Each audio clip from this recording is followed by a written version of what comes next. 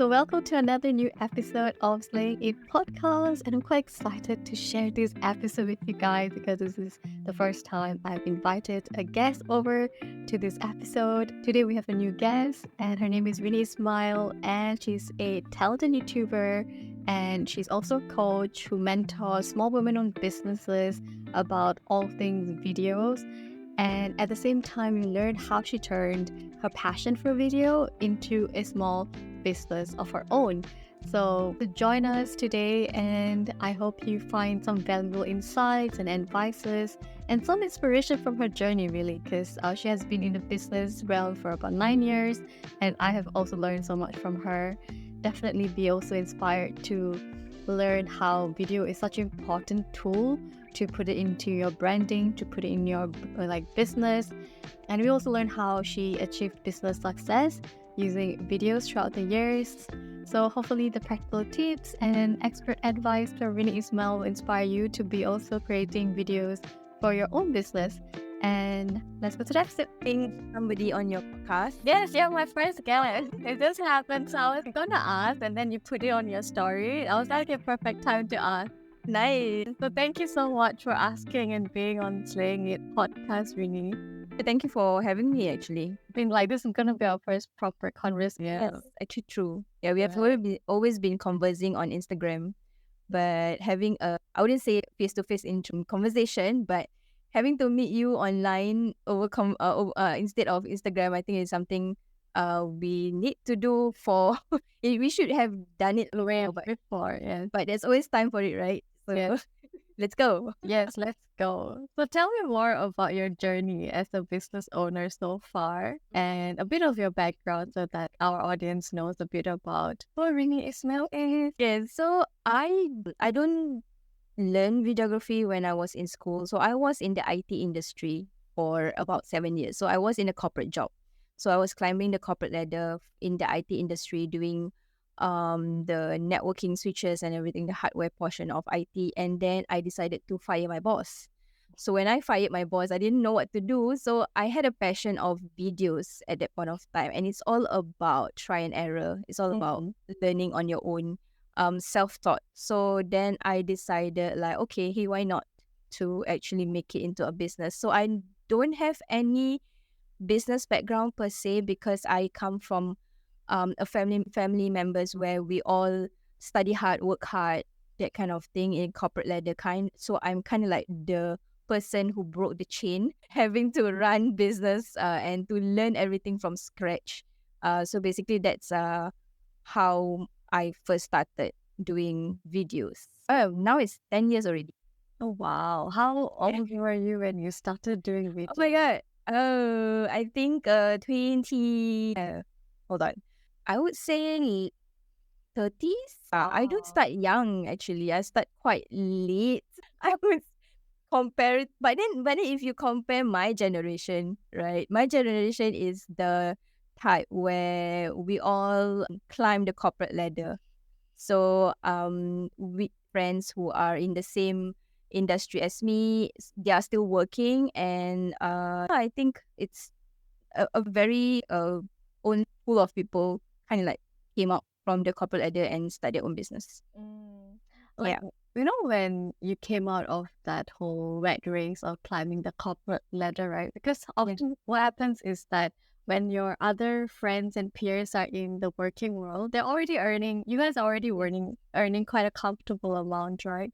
How does it feel to start from scratch and to know that you're not keeping up with that amount, that monthly income that comes in? Because we know that when we start a business, it's not a stable income from the get-go. How do you keep yourself motivated to go on and know that you will have that amount soon? Okay, it's very tough, I would say, and I never recommend anyone to jump the gun or just decided to, okay, I'm going to fire my boss now without any safety net.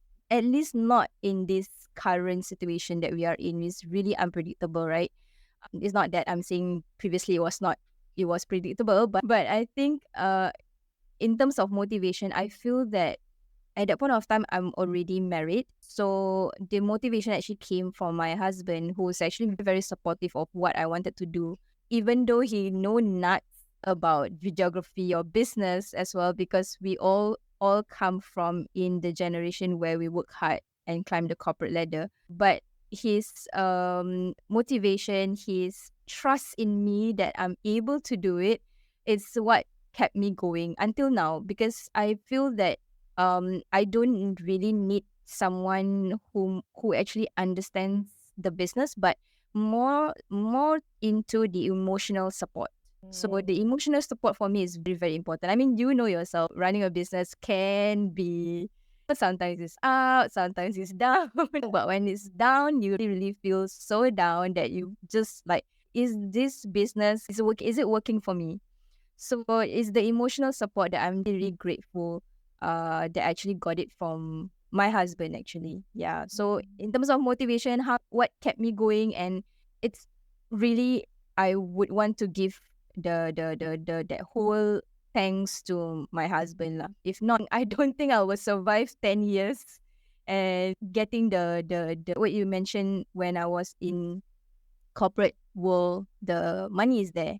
But when you run a business, it's neither here nor there. Sometimes this month may be a good month, next month may not be a good month. So it's really about ups and downs. But the motivation is really the support that I got. I totally like feel that. I feel like to me, when we start a journey, it almost feels like we are very delusional.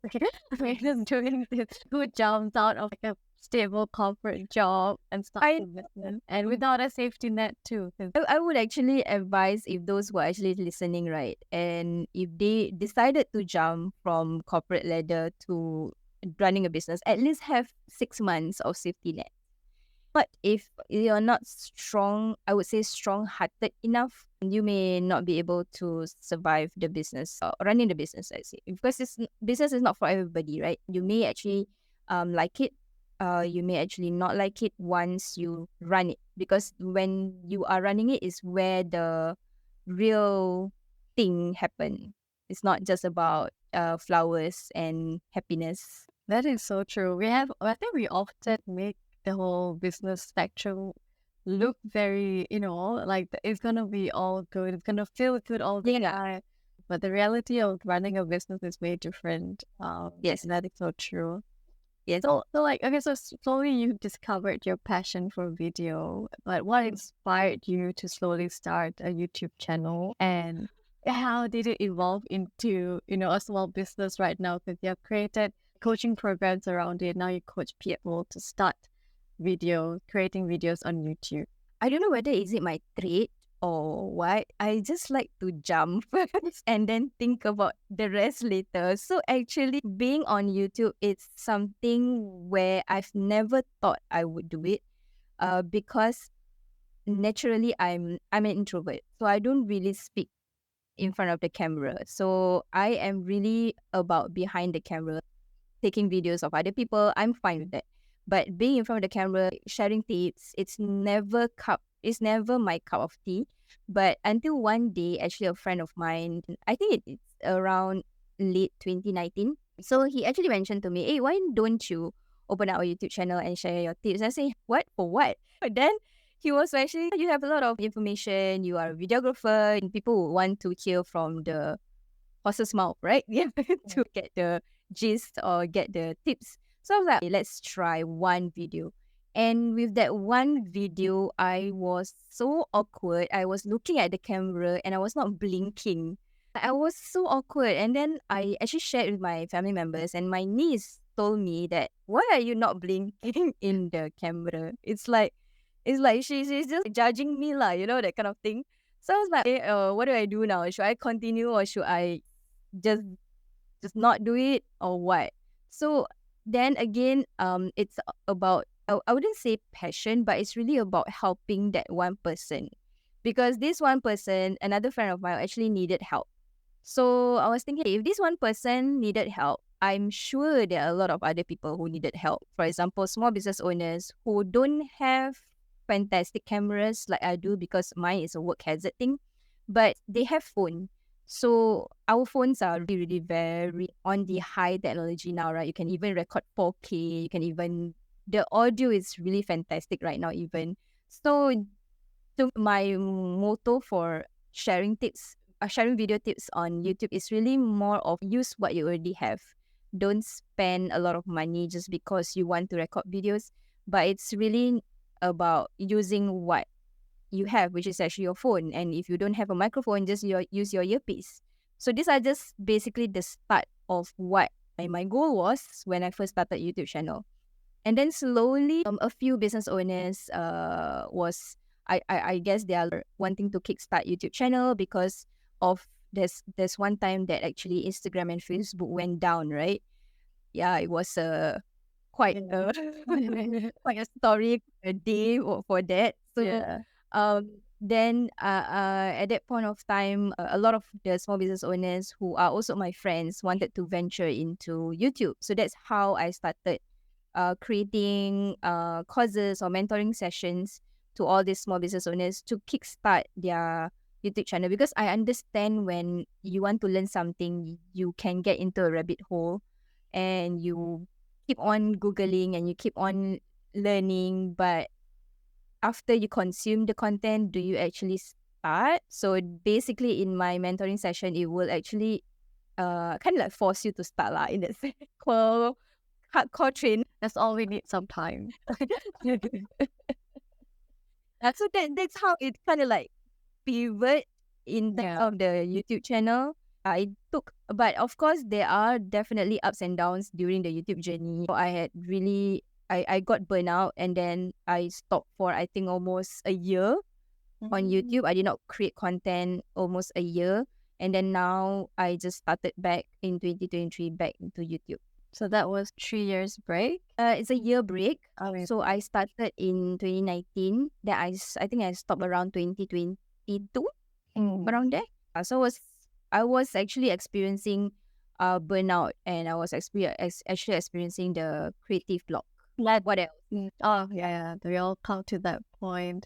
Oh, and what do you think that made you have that burnout? Was it like, frequent video scheduling? I mean, like, you were creating tons of videos back to back that led to the burnout, or what was it? I think the one that leads to burnout was I do not have strategy for YouTube. I was just creating videos just for the sake of creating videos. I was just creating videos on weekly basis where I will be like, hey, this week I need to create YouTube videos. Okay, what kind of topic I need to create? I'll be like thinking, and then I'll be like, then I will dread the writing. The moment that writing portion is the one that actually is a killer for me at that point of time, because by the time I finish writing, then I don't want to record anymore because I'm bad. I'm not that good in writing in that sense. So I feel that in any aspect of content creation, you need to have a strategy, whether it's YouTube, Instagram, TikTok, or Facebook, or LinkedIn even. You need to have some kind of strategies so that you don't lead yourself into burnout. Because once you kind of like, once you feel that it's a chore doing something, that is when eventually you will feel like, okay, I had enough of this. I don't want to do it anymore because I don't want. Because at one of time when I first started, it was about sharing, so about helping others. But then it became like a chore for me, so that's why it led to burnout. When we say strategy, how do we actually break down the concept of strategy in your perspective? For me, I break down into days, where in day one, I will break down into four days. So the first day, I'll do all my writings. And then the second day, the first day, I will do all the research. So basically what kind of content I want to create, what kind of topic, what I want to talk about, and gathering all the questions from the floor. And then the second day, I will do all the writing, because that is one of my weakness or my least favorite thing to do, which is writing. I spend a bit of time to write, about 4 to 6 hours around there, depending on the topics that I want. I mentioned one of my YouTube videos, I write my scripts to the T. I don't use point forms. I'm sorry. If I use point forms, I will just blabber and I will just repeat the whole thing again over and over. So I write my scripts to the T. So that's why I think it takes a lot of my time to do writing. And then third day, I will do my recording. And then fourth day, I will do my editing and scheduling and the designing of the thumbnails for the YouTube. I will actually do it on the second day, which is actually the writing. So that's how I break it down. But I don't actually do it back to back. Sometimes I do it like back to back, day 1 to day 4 in 1 week. But sometimes I actually break it down into weeks. So as long as, for example, now it's May, right? Tomorrow is already June. So by now, I already have my June content already recorded and planned out. So that's basically how previously I don't do this. I just go by weekly. I just go like, okay, what to do now, what to do this week. Then I will do recording. It's actually very tiring. And so basically, I feel like strategy is having this plan for ourselves so that we know how to batch create for weeks ahead. And that way we won't get stuck. Like, when the week comes, you won't be like, oh, we do not know what to post. We have no plans. So yeah, I feel like batch creating, it really helps for any kind of social media platform that requires us to create content.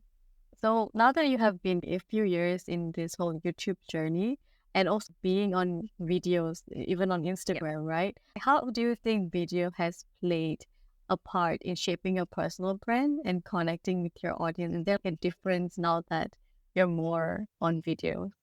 Okay.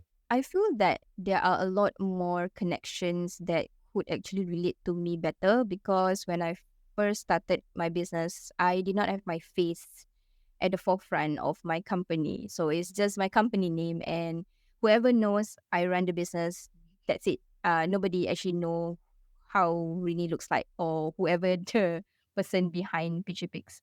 So I think videos kind of like give the voice that I want to say it out to my fellow freelancers or my fellow business owners to kind of like have that relation. For me, I guess it's more of the videos help me shape my personal brand because people are relating to what I talked about, especially on the video tips or even YouTube tips and stuff like that.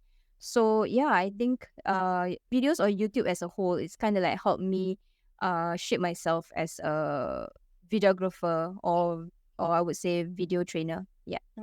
Like being an actual expert in your industry right now that you're more on the forefront. But okay, so let's say someone is trying to start out and they're a newbie, they're camera shy, they don't have much equipment. What kind of advice would you give to this individual? Okay, I think I'll break it down into a few category. If you are shy, I would actually suggest you do videos just for fun first. Be comfortable in front of the camera first without you don't even have to post actually in the first place. Just have fun, record daily life, maybe even record day in a life, what you do if you're a business owner, what you actually do if you run a business. Sometimes as a, like even yourself as Instagram coach, you don't just do Instagram coaching, right? You do something else. You do a lot of things behind the scenes that you actually do. You have to do the finance, you have to do all this admin work. So all these kind of videos, you can actually try it out to record first if you are shy. And I just feel that these days people are more acceptive to not showing your face, but at least you have a voice. So you can start off with maybe an audiogram, let's say. So with an audiogram, is just maybe your picture and then you just say it out what you want to say. So then slowly you will try to record your own videos. Maybe even I started off with Instagram Live, but with fellow business owners. So in that way, it kind of like give you the comfort level because you are like having a conversation with a friend. So at the same time, you are giving value to other people. So you can always start with that. Have conversation with another fellow business owners. Just be comfortable being in front of the camera. I even mentioned to all these business owners that I'm camera shy. We are just going to have a conversation, but it's around the topic that they may actually help my audience. So that kind of like help in terms of my shyness, in terms of my introvertness through videos itself or being in front of the camera. But I would say it really takes time. Don't rush yourself in terms of being introvert or shy. But definitely there are a lot of people who wants to hear your message. So you can always start with your voice first.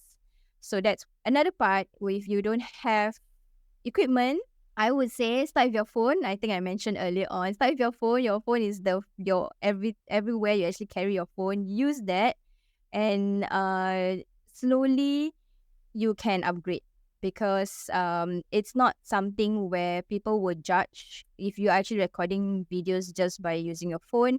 But I feel that the audio is very important. So as much as the video is important, more so I think audio is even more important. So at least have a good audio. Use your earpiece, or if you want to get, now I think they have a lot of like wireless microphone for phone. Get that, it's really affordable. It's about $30 or more. I don't think it goes up to $100. So that one is a good investment, because audience, they don't mind if your video is a little bit grainy, but they always mind when the audio is crap. So they will just swipe and not watch your video because your audio is not appealing to them. So this is just the categories that I can think of. Yeah, that's really good advice. Even for myself, even though I have a camera, sometimes it's too much effort to set it up. I have to use a phone, and on your phone you can switch it up to 4K and all of that. See, it's really fantastic now, our phones. And most of us, like a consumer wise, we consume stuff on our phone, right? Not much of us go to laptop to see videos Yep. continuously. Yep. So you don't really see that kind of quality downgrade when you use a phone. So Yep. I feel like anything that holds you, like you feel like there's a resistance to it, you can take that away. You don't have to have a fancy camera, take that away, use your phone. Yeah. Don't need to have a fancy mic, take that resistance away. So go to the basics to start. Yes. Yeah, I completely second that. So far, how, like, I'm sure you have some challenges in the digital space as an entrepreneur. What are some of them, if you would like to share, and how did you overcome them? For challenges, I feel okay, because now it's all about digital space. I think getting the voice out there could be a challenge, because of the noise that we have in the digital space. There are a lot more videographers now. There are a lot more coaches now. So I feel that something, I wouldn't say struggle, but more of what just now you were mentioning, the challenges. Yeah, the challenges. So basically, how I overcome these challenges is really fine tune the target audience that I want to target, and then really pivoting the business that I want to go into. Because right now, my filming or my video services are most of the time are being outsourced, because I've more I can actually hire videographers or editors to help me settle out that portion. So I'm now really more about helping the fellow small business owners to really kickstart, whether they want to kickstart their videos or whether they want to kickstart YouTube channel itself. Because I feel that there are a lot more YouTube coaches or even YouTube, I would say, trainers in the US compared to Asia. So whatever the tips that the US are giving may not be applicable to Singapore.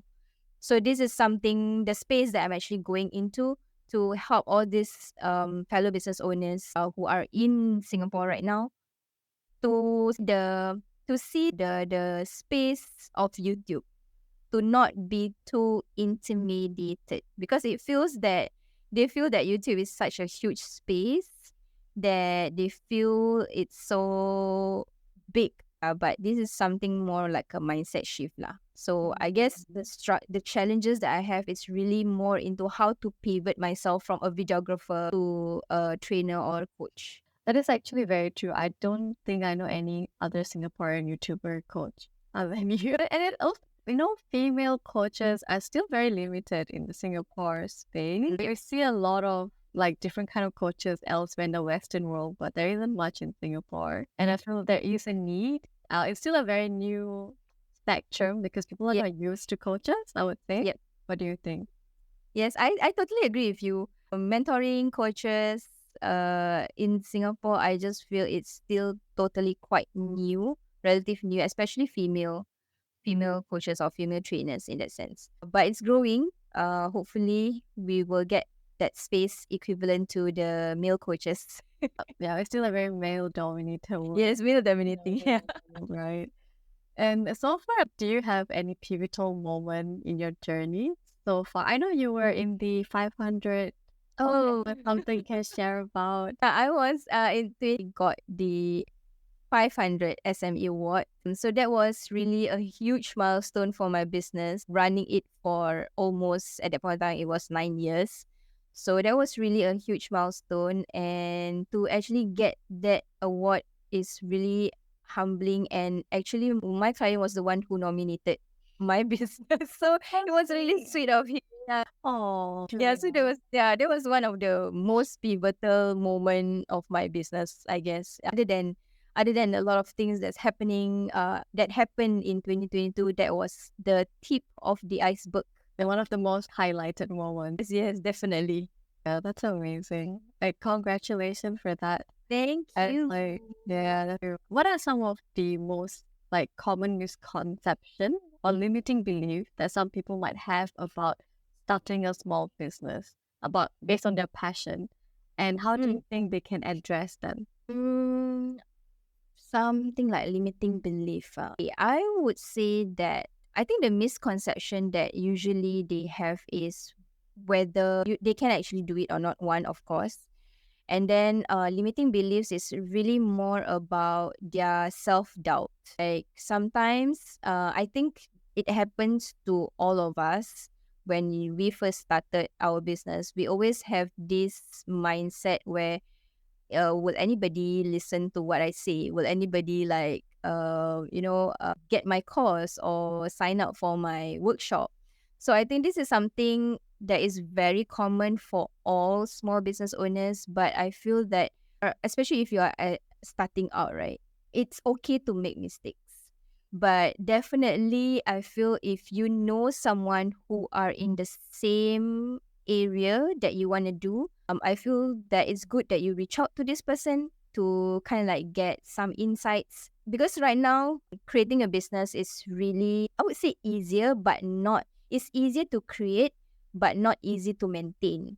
Back then, when I first started, it was not easy to create because not many people are running a business. People who run business at that point of time are all they are quite they're to me last time when you say run a business means you have like literally like a shop, like a business where you have a team of 10, team of 20, that kind of thing. Yeah. But now when you are alone, you can actually create your own small business, which I think there's a lot of businesses created now inside, because I'm really sure they will be happy to share their insights. They'll be happy to share their struggles as well. So I think that's something that a lot of business owners who wants to start out, anyone who wants to start a business, to have like an open mind to learn from others. I think very important. Yeah, I feel like the concept of what a business can be definitely changed in the last decade. Yeah. Like with how, all the social media platforms picked up, everything is now, you can do business online. And Yes. it's no longer the traditional type of businesses. Yes. You already talk about business, it's very different now. Yes, exactly. Last time business is like maybe salon is a business, like carpentry is a business, but now you can actually start a business from home, online, those kind. And it's like last time it's also a lot of focus on physical stuff. Like, okay, maybe I need to start a clothing store or something related to that. But now our business is more related, can be with just to creating content, adding value, educational stuff. It's really different. And it's easier because you don't have to have a huge inventory for it. That is so important because that's such a hassle. I don't know how people do that, and it's a very low investment as well, I would say, to start off. Yeah. Like, do you want to add on? But definitely when you say low investment, but definitely you need to invest in yourself and your business as well. Because I've heard a lot of people who wants to start a business and they are afraid to invest in themselves. They are afraid to invest on their business. So I feel this is something very important. If you want to grow your business, you need to invest into your business and yourself as well. You need to upgrade yourself every time because the things are changing by the by the time we blink one time, right, something is changing. Especially with the whole AI thing. I know this is another story altogether. Yeah, that's another story, but it's so true. Yeah. I mean, Yeah. as much as business owners are talking about AI and stuff like that, I just feel small business owners especially, I would suggest or I would actually advise those who are running a business, right, to embrace this AI to kind of like help you with the automation of your business. Not make it an enemy to all this AI, because they are there to help you to make your productivity better. I feel you don't have to do a lot more things if you compare it back then. Now you have this AI, complement it into your business. Don't make it as a backbone of your business, but complement your business. So don't be afraid of AI. AI don't bite you. Did you find there are a lot of resistance to AI even in your industry? Yes, of course. I mean, like, as much as all the apps or the platforms that we have, right? As much as I think to them also, as much as they want to avoid AI, there's no way that they can avoid now. There is always something that they will try to include AI in. So, for example, on YouTube, TubeBuddy is a plugin where it's really good to optimize your keywords for your videos. They even have AI now. So it's really inevitable, all these AI things. But yeah, I think this AI is like another story altogether. I definitely feel like it's an exciting journey as a content Yes. creator now, as an AI. If you take it positively, like you said, if you take it as Yeah. a complementary and you look at AI as another supportive tool Yeah. to enhance and make things easier, because I don't think AI is here to, like there's this thing where people think it's going to replace everything. And I'm like, okay, I mean, that's possible to a certain extent, but not replace our whole job entirely. As long as we try to include AI into our life, we will be in business, inshallah. True. So, Yes, very true. so I also have this problem with, not problem, but I see that whole spectrum of one party is completely AI, one party is pro AI. There's no balance in these two parties. There's no balance. But yeah, I think really it's tell me about it. When you go into TikTok, right? When you go into Instagram, whenever you scroll, there's always new AI. There's always new things that is coming up. So instead of making enemy out of this AI, be friend with them. You see how it can actually make your life easier. It's really like a lifesaver. I think we discussed this, I think, on Instagram. I think you shared one of the platform that actually help you cut your videos into small pieces. I also shared with you one of the platform. It really makes our lives easier because you don't have to spend a lot of time to do the caption, to do the emojis, to see which one is good. Let the AI do for you.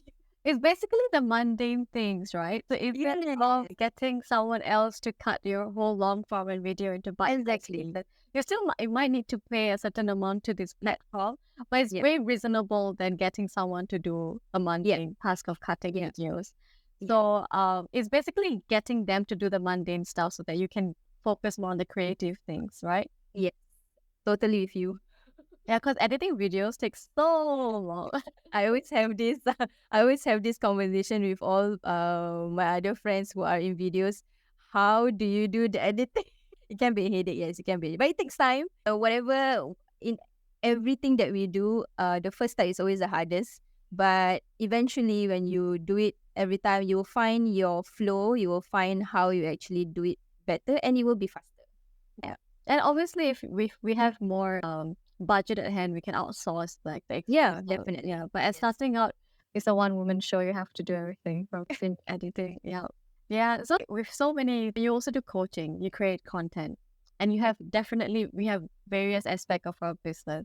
So how do you actually manage your time in between all these tasks? Oh, I remember I mentioned earlier on about that 4 days. Yeah. So 4 days is basically my content creation and portion. So my main pillar is my YouTube. So from that YouTube, I actually dive deep into maybe some parts is a subset of as a carousel. So some parts is just snippets of the videos itself. So that content creation that's how I actually do it right now. Like I mentioned earlier on, I did not have this strategy back then. So this is so far it's working for me, and I hope, fingers crossed, it's still working for the next maybe a few years. Yeah. But yeah, I think the coaching part is I try to pace myself now. I don't do one-to-one coaching anymore. It's about group. I call it my mentoring program. So I just focus on YouTube. But of course, if there are people who actually ask me for video questions, I can actually help them as well in my like discovery calls and stuff like that. But in terms of courses or like a program, I'm just focused on the mentoring, which only happens every 3 months.